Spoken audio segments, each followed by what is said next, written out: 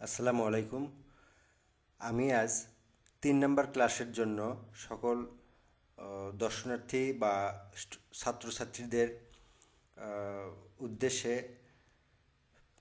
Microsoft office প্রোগ্রামের পরিচিতি বলবো।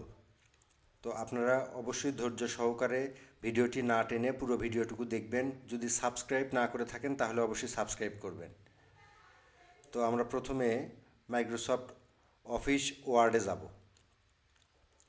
তো পূর্বের ক্লাসে আমরা অফিস বাটন এবং কুইক অ্যাক্সেস টুলবার এই দুইটি সম্পর্কে ধারণা দিয়েছি। আজ আমরা সম্পূর্ণ অর্থাৎ মাইক্রোসফট অফিসের পূর্ণাঙ্গ যে পেজ তার পরিচিতি দিব, কোথায় কি থাকে এবং কোনটার নাম কি, সেটা দ্বারা কি করা হয় এই বিষয়ে ধারণাগুলো দেওয়ার চেষ্টা করব। তো অবশ্যই ধৈর্য সহকারে আমার ভিডিওটি দেখবেন, অবশ্যই টানবেন না, কারণ এটা শিক্ষার জন্য, বিনোদনের জন্য না। আপনি শিক্ষিত হলে বা কম্পিউটার সাবজেক্টে শিক্ষিত হলে আপনি অন্য একজনকে এই বিষয়ে জ্ঞান বা ধারণা দিতে পারবেন।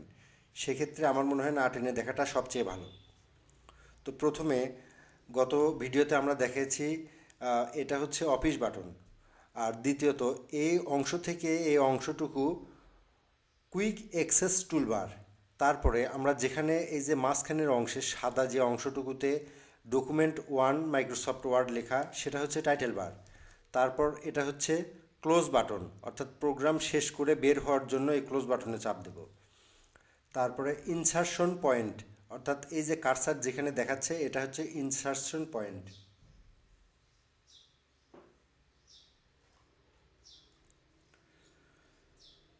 তারপর ভেতরের অংশটুকু হচ্ছে ডকুমেন্ট উইন্ডো, আর ওপরে যে একটা এই যে স্কেলের মতো, অর্থাৎ স্কেলই যাকে বলা চলে, পেজের আকৃতি ভেদে এখানে প্রশস্ত এবং মানে পূর্বের অবস্থায় থাকছে, সেটি হচ্ছে রুলার। এটা দুপাশে থাকে এবং ওপরে এবং এই যে বাম পাশে। ভার্টিক্যাল স্ক্রোল বার, মাউসের স্ক্রোল চাকা দিয়ে এটা ওঠানামা করানো যায়, অথবা এখান থেকে টেনে পেজের ওপরের দিকে নিচের দিকে যাওয়া যায়। তারপর নিচে যেটা আমরা নিচে এরকম একটা বার আছে, এটা হচ্ছে ভার্টিক্যাল স্ক্রোল বার, এটা হরিজেন্টাল স্ক্রোল বার।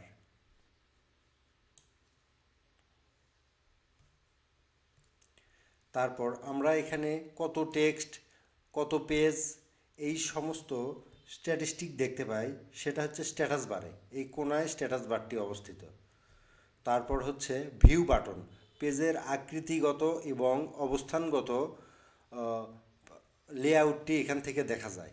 এটা হচ্ছে print layout, full screen reading, তারপর হচ্ছে ওয়েব লেআউট, আউটলাইন এবং ড্রাফট, এই কয়েকটি ভাগে এটা বিন্যস্ত। তবে এটা আমরা দেখব সাধারণত এখান থেকে করতে পারি। তবে আমাদের এই বিষয়টি খুব একটা গুরুত্বের সাথে বহন করে না, তবে কিছু সময় আমরা প্রয়োজন বোধ করি। সেটা হচ্ছে যখন আমরা বাংলা এবং ইংরেজি করার ক্ষেত্রে কিবোর্ডে কন্ট্রোল অল্টার বিতে চাপ দিই, সেই সময় যদি বিতে চাপ না পড়ে কন্ট্রোল অল্টার এনে চাপ পড়ে, তাহলে আমরা যে পরিবর্তন দেখতে পাই সেটি একটু খেয়াল করবেন। কন্ট্রোল অল্ট এবং বিতে চাপ দিলে আমাদের বিজয় হয়, কিন্তু যদি এনে চাপ পড়ে সেক্ষেত্রে এটা ড্রাফট আকৃতির পেজ হয়ে যায়। এখানে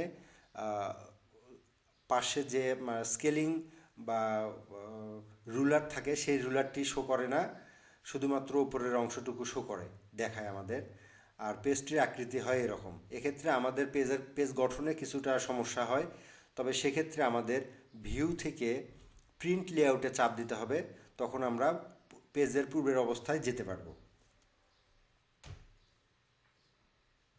আচ্ছা, তাহলে আমরা এটা ভিউ থেকে দেখতে পেলাম। এখানে ভিউ থেকে আরও অনেক কিছু আছে, যেমন এই রুলারটি যদি আমাদের চলে যায়, তখন রুলারটিকে নিয়ে আসার জন্য আমাদের এখানে চাপ দেব, তারপরে তাহলে রুলারটি থাকবে না। আবার যদি এখানে চাপ দিই, আবার রুলারটি চলে আসবে। যখন আমরা মাইক্রোসফট অফিস উইন্ডোজ 2007 বা অন্যান্যগুলো ইনস্টল করি, সেক্ষেত্রে আমরা যেটা প্রেজেন্ট পাই সেটা হচ্ছে এই রুলার ব্যতীত। এই রকমভাবে আমরা সেটিকে দেখতে পাই। যখন আমাদের রুলারের প্রয়োজন হবে তখন আমরা ভিউ থেকে রুলারে চাপ দেব, রুলারটি চলে আসবে। এটা অত্যন্ত সহজ।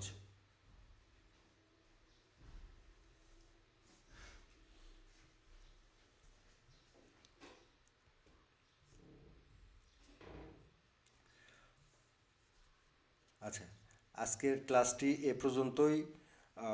এর পরবর্তী ক্লাসটি অবশ্যই মিস করবেন না। এর বিষয়ে পূর্ণাঙ্গ বা বিস্তারিত বিভিন্ন তথ্যগুলো আপনাদের মধ্যে তুলে ধরা হবে। তবে আরেকটা কথা বলি, সেটা হচ্ছে এই যে পাশে যে বারটি দেখতে পাচ্ছি, এটা হচ্ছে জুম ইন জুম আউট।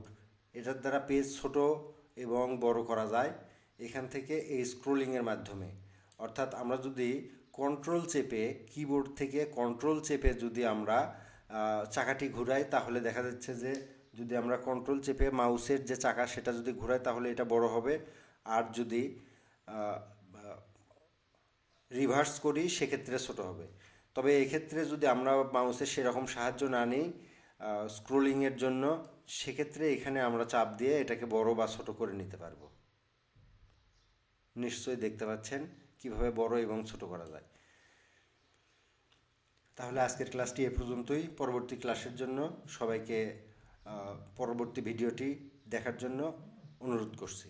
আসসালামু আলাইকুম।